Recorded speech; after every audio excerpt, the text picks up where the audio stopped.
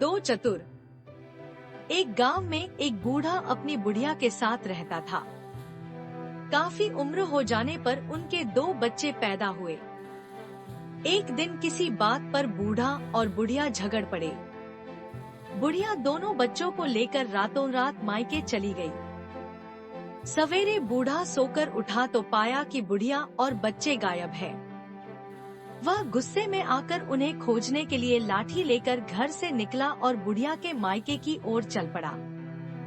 बहुत दूर जाने पर उसे एक पंडित मिला।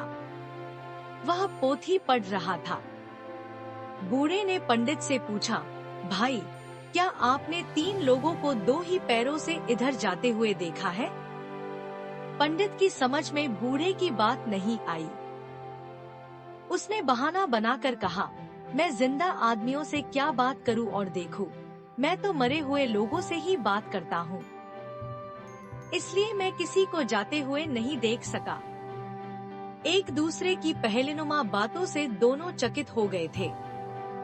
बूढ़े ने कहा, आप मरे हुए लोगों से कैसे बात करते हैं?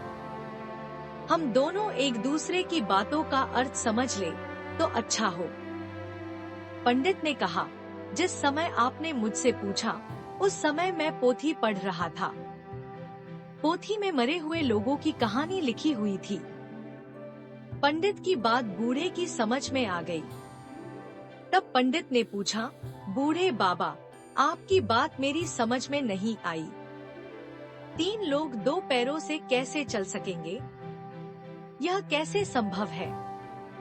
बूढ़े ने बताया, मेरी स्त्री अपने एक बच्चे को गोद में और दूसरे को पीठ में बांध कर चली गई है।